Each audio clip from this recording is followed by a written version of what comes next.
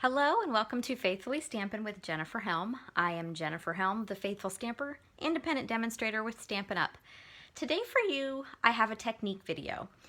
This is a technique that I learned a while ago. I don't break this out very often, but I did a mystery challenge over on my Facebook page, which is the Faithful Stamper if you'd like to follow me on Facebook. And part of that challenge was using a paper piecing technique. So I thought I would do a short little video showing you what paper piecing is.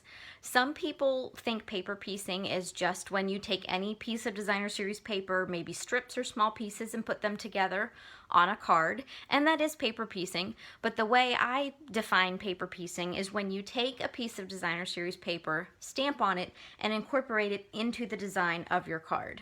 So for example, this balloon is paper pieced onto my image. So I'm going to show you how to do this. It's very simple. What makes it complicated is just the size and shape of the image that you might want to use for your paper piecing. A image like this balloon is not all that complicated, but you might have something more intricate you want to use for paper piecing, and that's just where the complicated, maybe trickiness comes in, and even then that's not that tricky. So anyway, let's go ahead and get started and I'll show you how to paper piece. So I'm going to use some retiring in colors. I have a card base that is just jade. Part of my challenge was to use some in colors on my card. And I'm going to take a panel of basic white that is 5 1/4 by 4, and I have a strip of designer series paper that I'm using in Bumblebee. And I'm just going to place this on the card. I'm not going to glue it down yet in case I goof up my stamping.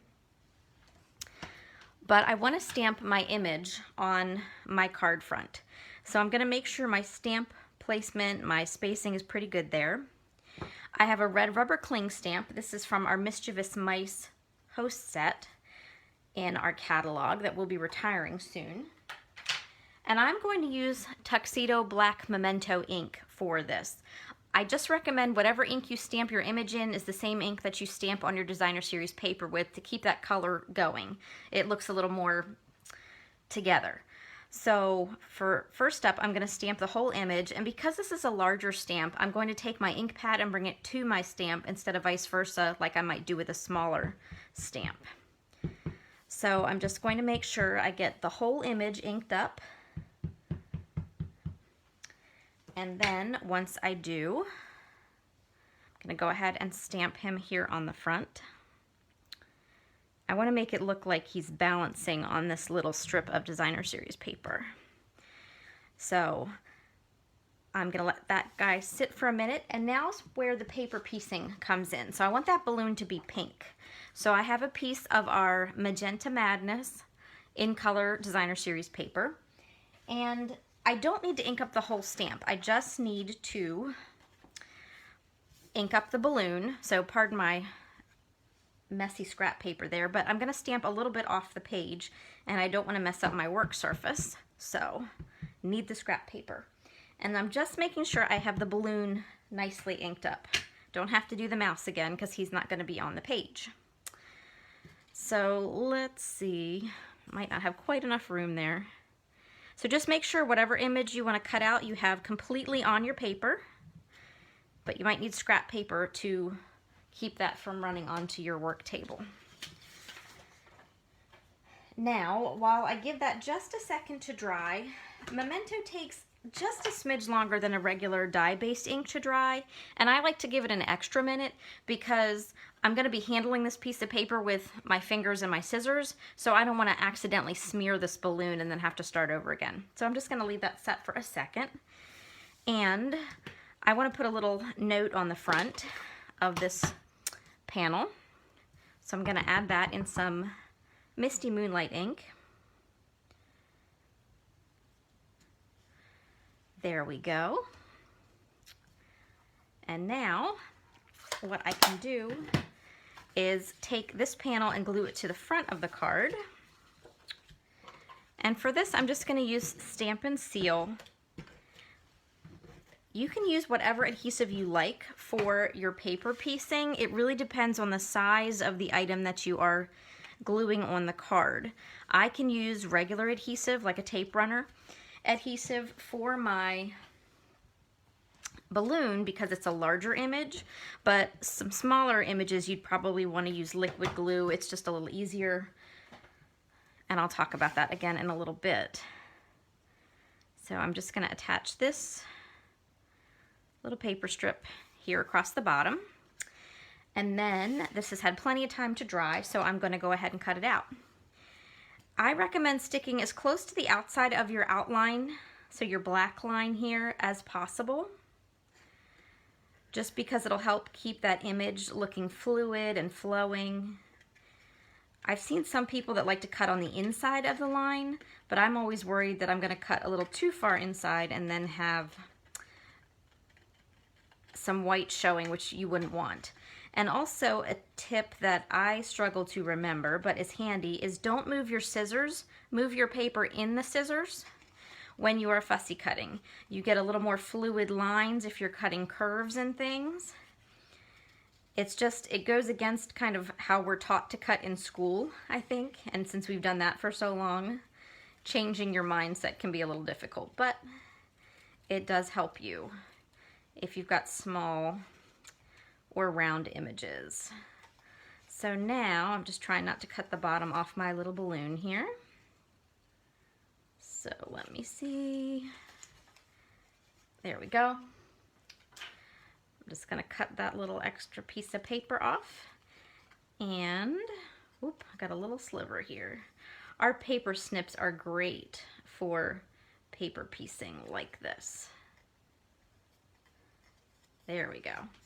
So there is my little balloon that we're going to add to the front of the card. So all I need to do is take my adhesive, and like I said, I can use my Stampin' Seal because I've got a nice big area to work with here. Got a little glue there on my surface, want to get rid of that. And then I'm just going to line up the little tab on my balloon to start, and then once that's lined up, I can just press that image right down on the paper, get rid of my little glue crumbs, and doesn't that look cute? And for a finishing touch, I'm just going to, first of all, put the inside in the card. I went ahead and pre-stamped this, add a little color with some Stampin' Blends, and this just gets put inside the card with my Stampin' Seal.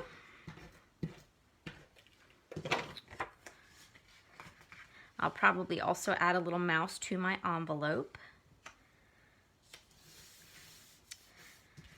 And then I'm just going to add a little bit of bling to the front of the card here to finish it off.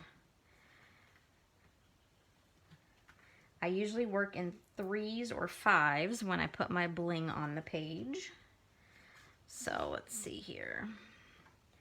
I'm going to add some different colors too, kind of pull in all those in colors.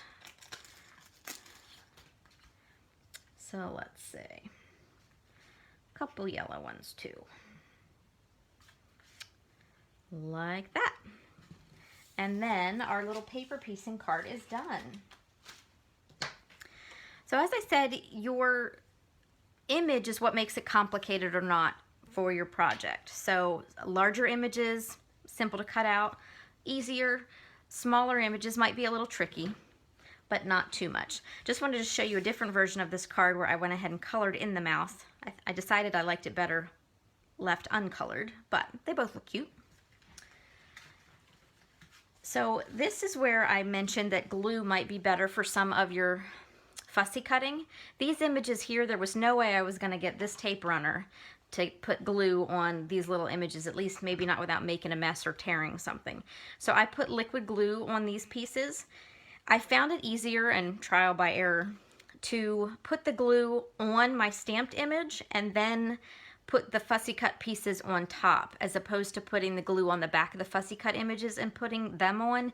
It just, you can really do it either way, but I found it easier to put the glue on the stamped image first. However, every now and then you do have a little goof up with your glue, and so to hide a little glue smudge, I just took my Wink of Stella, which is the little shiny stuff you can see. Wink of Stella just adds a little bit of glitter to your cards. So this just features some different die cut shapes and then some ribbon. But lots of different ways you can paper piece. Next up, I have a card featuring our Hats Off bundle. This is actually a retiring set, but has a stamp set with lots of different hats and different things you can put on the hats. And it also has some die cuts with it as well, including this fabulous ball cap die cut. So, and ball caps just aren't for guys, so this is definitely a girly card. But you can see how I paper pieced the hat. And then I kind of kept the hat theme going for a little bit here. This one I put a lot of bling on.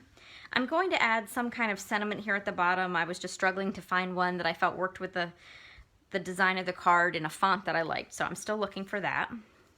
But I blinged out the front here with our iridescent rhinestones and added lots of texture to the card with an embossed panel here, and then used a different embossing folder on some vellum to add another layer of texture. So, just something fun. And here's some more hats. I just wanted to show you here that you can pick and choose to either use a whole image with your paper piecing, or for example here I did the top of the ball cap with the paper piecing, and on this one I used the bill of the hat. So you can experiment and have a lot of fun with this. And then these two are my favorite. Sometimes you have the perfect images to use for your paper piecing. I used blends to color in the background and the hair and the little accessories here, but I used the paper piecing technique on the top and the pants that this young lady is wearing. And kept it simple, but it was fun. It really makes the card stand out when you use the paper piecing like this. And here's probably my favorite card. This is from our Beautiful Moments stamp set, and I paper pieced the dresses on the mother and daughter, and added some more designer series paper that coordinated behind it, and an embossed panel, and a little bit of bling here. This one's probably going to be a Mother's Day card. But lots of different ideas that you can use using the same technique, but all the cards look very different. So that is your quick tutorial on paper piecing. I hope you enjoyed learning how to do that. It's something I don't do very often, but it's always fun when I do break out that technique from time to time and create with it. So thank you so much for watching. If you are a new subscriber to my page, welcome. Happy to have you. And if you haven't subscribed already, I'd love it if you would click subscribe, and then you can click the notification bell and be notified every time I put a new video here on the page, which is typically twice a week. And also you can follow me over on Facebook at The Faithful Stamper if you like. Thank you so much for watching. Take care and happy crafting.